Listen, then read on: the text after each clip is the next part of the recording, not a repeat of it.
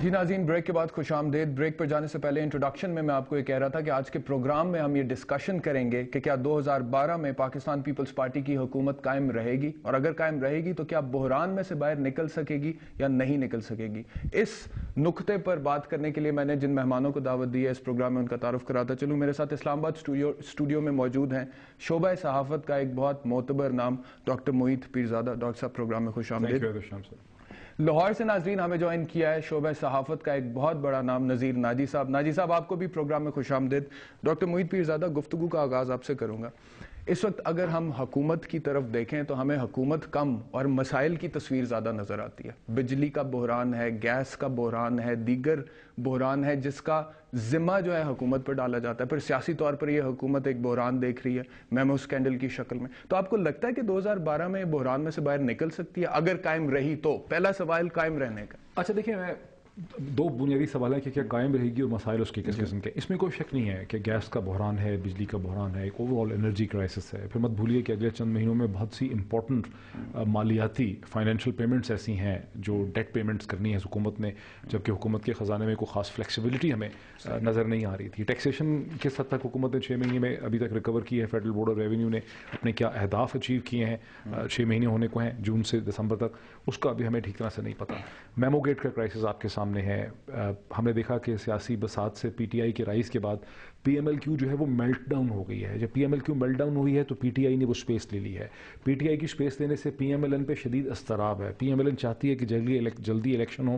یہی وجہ ہے کہ وہ حکومت کو گندا کرنے کے لیے جب وہ سپریم کورٹ میں گئے اور ایک انہوں نے کرائسس ایک اسپیکٹر بلڈ اپ کیا، ایسا لگتا ہے کہ ملٹری اسٹیبلشمنٹ میں حکومت وقت کے درمیان میں ایک تصادم کی سی کیفیت ہے۔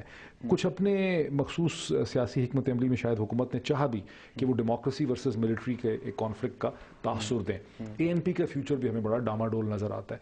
تو یقینی طور پہ بہت پرابلمز ہیں، لیکن حرف آخر کے طور پہ میں کہوں گا بڑا امپورٹنٹ ہے یہ کہنا کہ اگر آپ صرف سیاست میں کوئی حتمی لفظ نہیں ہوتا، اس میں کوئی فائنل ورڈ نہیں ہوتا، صرف اگر آپ 6 مہینے پیچھے چلے جائیں، جون اور جولائی 2011 میں آپ چلے جائیں، تو تمام لوگ متفق تھے کہ پریزیڈنٹ آصف علی زرداری صاحب نے اپنے تمام مخالفین کو چت مارا ہے، ان کو الٹا کر دیا ہے، ان شطرنج کی کھیل جیت لی ہے۔ پی ایم ایل این کو انہوں نے ڈسرے میں ڈال دیا ہے، کوئی ان کا ریئل مخالف نہیں ہے، وہ نہ صرف پریزیڈنشیل الیکشن جیتیں گے، سینٹ کا الیکشن جیتیں گے، بلکہ اگلی حکومت لوگوں کو لگ رہا تھا بنائیں گے، جس زمانے میں بات ہو رہی تھی پی ایم ایل کیو کی پی پی پی کو جوائن کرنے میں۔ تو 6 مہینے میں اگر بساط بدل گئی ہے اور اس نے ایک پلٹا کھایا ہے تو یہ عین ممکن ہے کہ اگلے 3 مہینے یا 6 مہینے میں یہ ایک اور پلٹا کھائے۔ رائٹ، اس کو آپ اگنور نہیں کر سکتے۔ ٹھیک ہے نذیر ناجی صاحب، آپ نے ڈاکٹر صاحب کی گفتگو سنی ہے، کہہ رہے ہیں کہ 6 مہینے پہلے پاکستان پیپلز پارٹی کی حکومت کی پوزیشن سٹرونگ تھی لیکن ابھی کافی کمزور نظر آتی ہے کیونکہ یہ میمو اسکینڈل ہو گیا، باقی دیگر بحران جن کا ہم نے ذکر کیا اس کی وجہ سے۔ لیکن وہ کہہ رہے ہیں کہ ہو سکتا ہے اگلے 6 مہینے میں پھر سے یہ حکومت جو ہے اپنے آپ کو دوبارہ پیروں پر کھڑا کر لے۔ میرا سوال آپ سے یہ ہے کہ کیا اس حکومت کو اگلے 6 مہینے ملیں گے جس طرح سے ڈاکٹر صاحب کہہ رہے ہیں؟ کیونکہ مارچ میں تو سینٹ کے الیکشنز ہیں 3 مہینے بعد، تو کیا اس سے پہلے بساط بدل سکتی ہے؟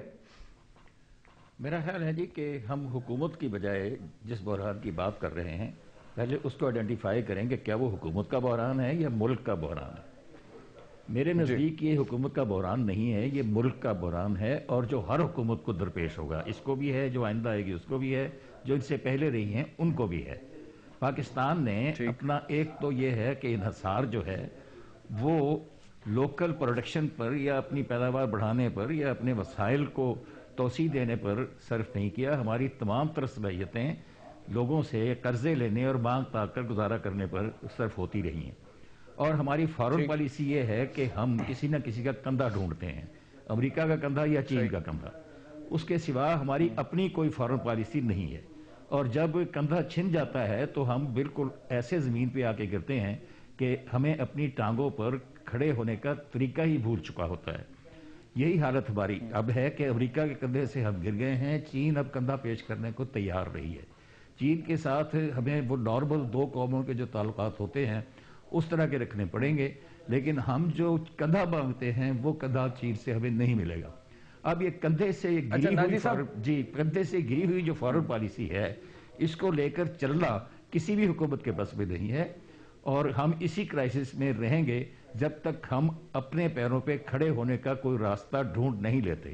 اور وہ راستہ ہم اچھا ناجی صاحب، فورن پالیسی کو اگر ہم تھوڑی دیر کے لیے سائڈ پر رکھ دیں، آپ بات کر رہے تھے، آپ نے کہا کہ یہ حکومت کا بحران نہیں ہے، ملک کا بحران ہے، اور کوئی بھی حکومت اگر پاکستان میں آ جاتی ہے تو ہر حکومت کو یہ بحران فیس کرنا پڑے گا۔ میں آپ کو بتاؤں، اگر ہم عوام سے جا کر پوچھتے ہیں نا تو عوام یہ کہتی ہے کہ جو بحران ہم ابھی فیس کر رہے ہیں نا، جس کا ہمیں ابھی سامنا، یہ بحران ہم نے پہلی حکومتوں میں نہیں دیکھا۔ وہ کہتے ہیں کہ مشرف صاحب چاہے ایک آمر تھے، وردی میں تھے، آئین کو توڑا تھا، لیکن اس کے باوجود مزدور کہتا ہے کہ مجھے روٹی ملتی تھی اس دور میں، اور مجھے فرق نہیں پڑتا پاکستان میں جمہوریت ہے یا آمریت ہے۔ تو اس کو ہم کیسے سمجھائیں؟ اور دوسری بات یہ ہے کہ کیا یہ جو معاشی بحران ہے، لوڈ شیڈنگ کا مسئلہ، گیس کا مسئلہ، اشیاء خرد و نوش میں جتنی مہنگائی ہو گئی ہے، کیا یہ اسی طرح مسائل تو ہر حکومت میں ہوتے ہیں، لیکن اس انٹینسٹی کے ساتھ یہ موجود تھے پچھلی حکومت میں؟ دیکھیے جناب، کوئی بھی مرض جو ہوتا ہے وہ ابتدا میں شدید نہیں ہوتا، وہ عرصہ گزرنے کے بعد شدت پکڑتا ہے۔